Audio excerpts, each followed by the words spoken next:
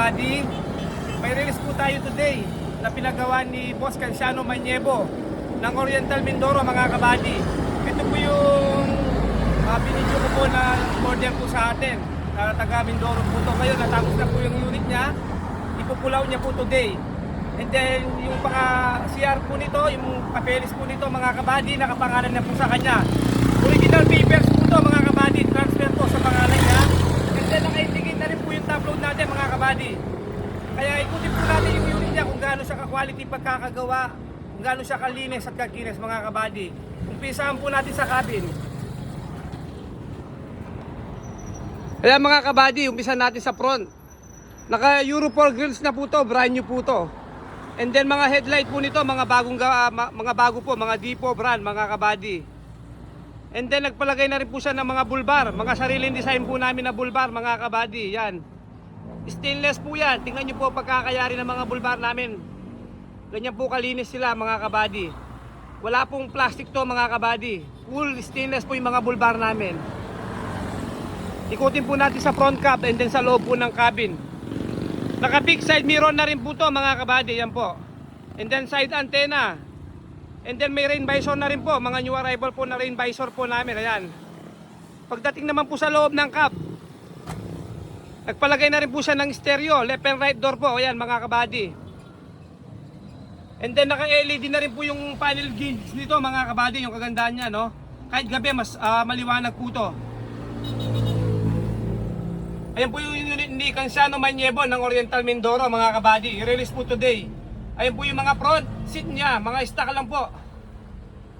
And then nagpalagay na rin po siya ng one piece sliding po. Para pag naka-single aircon ka po, pwede pong isasarado yan. Pag nag-dual aircon po tayo mga kabady, pwede na rin po bubuksan yan.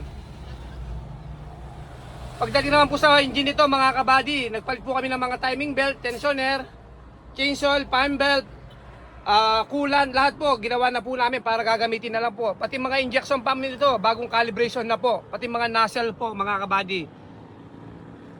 Ikutin naman po natin sa likod mga kabady. Ito po yung with side door po mga kabady. May mga running board na rin po sa baba to mga kabady. Yan. Ganyan po katibay. Tsaka malalaki po yung tubo na linalagay namin. Tsaka yung mga brace namin. Ayan mga kabady. Tingnan nyo po kalinis pagkakagawa ng stainless namin. Ang stainless po na ginamit namin dito mga kabady, mga legit 304 po yung gamit namin na stainless. Hanggang baba po yan mga kabady, ayan po. 304 po yung mga gamit namin. Hanggang baba.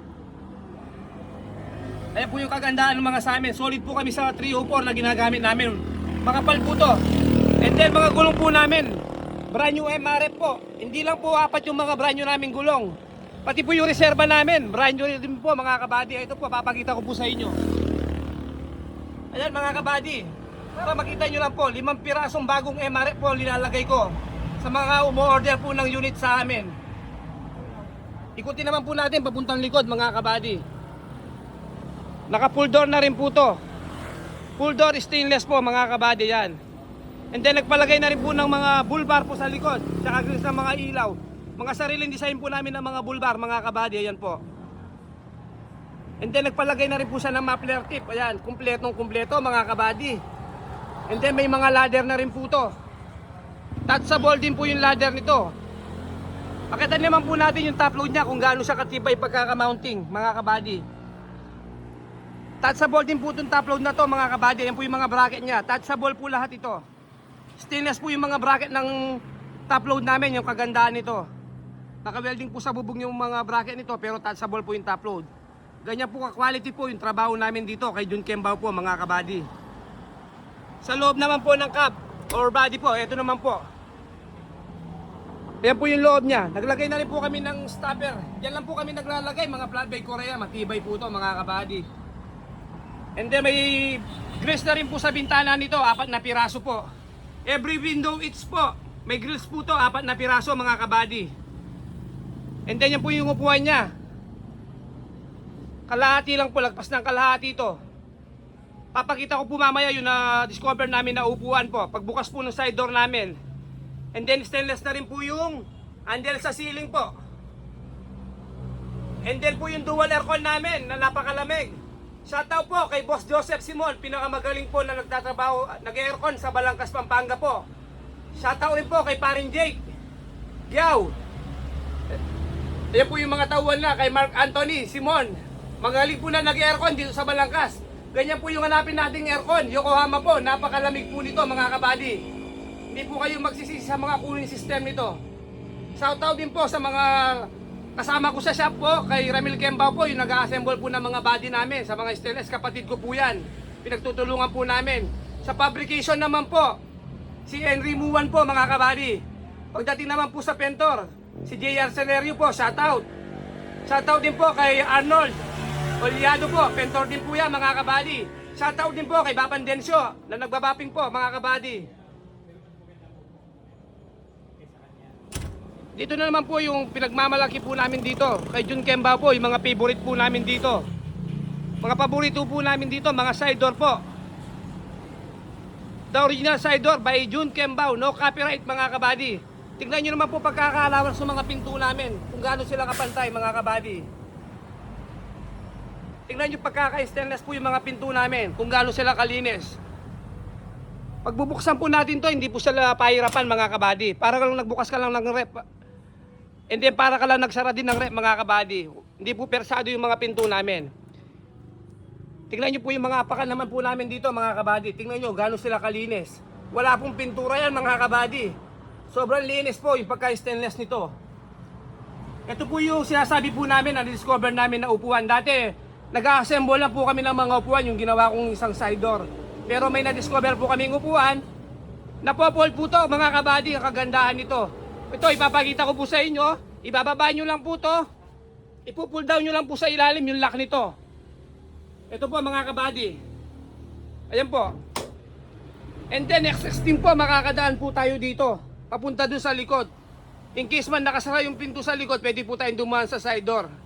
And then kapag ibababa naman po itong upuan na extra po, i-line lang po yung lock sa baba po. Ayun po. Papakita ko uli sa inyo. Ipupush nyo lang po uli. Ayun. Ayun po yung kagandahan ng mga sa amin mga kabady. Mga new arrival po namin na upuan dito sa may side door. Only at Jun Kembao mga kabady. Everybody made to order. Nandito po yung boss amo natin na si Boss Canciano Maniebo from Oriental Mindoro.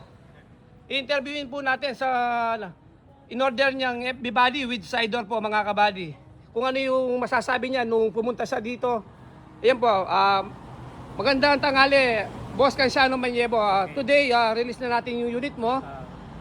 Una sa lahat, ano po yung masasabi niyo po sa in-order niyo po kay Jun Kembao po? Noong November 20, nag-request ako ng assemble ng FB body. So sabi niya exactly mga 2 months. So less than 2 months natapos yung unit. At satisfied naman ako doon sa side door at saka doon sa yung upuan sa loob na nakaharap sa driver, hindi nakaharap sa side. So tama-tama gamitin lalo na may edad na ako na ito. Ako nagpapasalamat kay Mr. Jun Kembao sa kanyang effort sa timing na pagka-assemble itong aking unit. At sana magtagal ito magamit ko sa bukid.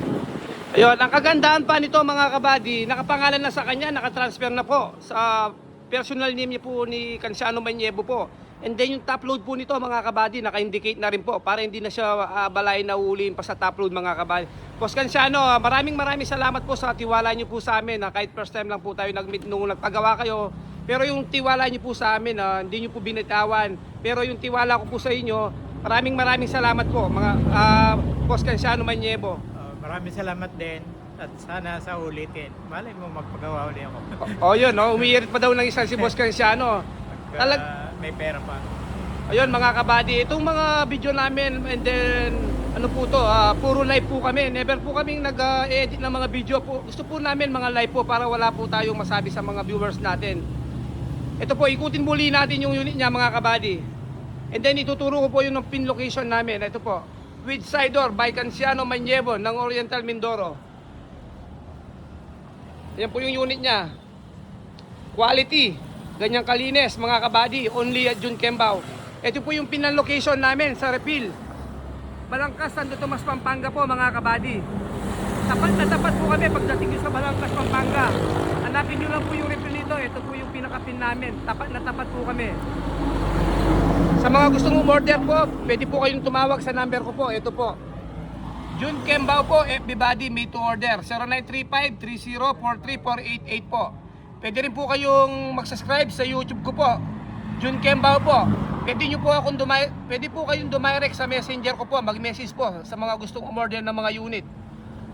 Mas maganda po, personal message na lang po. Dumirect na lang po kayong mag-order sa amin. Bibigyan ko po kayo ng quality ng mga unit. Bibigyan ko po kayo ng quality ng mga trabaho, mga kabady. Kami mismo yung gumagawa ng mga unit namin, mga kabady. Kaya ganyan sila kapulido, ka-quality ng mga unit namin. Dito na po magtatapos po yung video natin. Maraming salamat po sa lahat na sumusuporta po kay Jun Kembao po. God bless everyone po. Thank you po.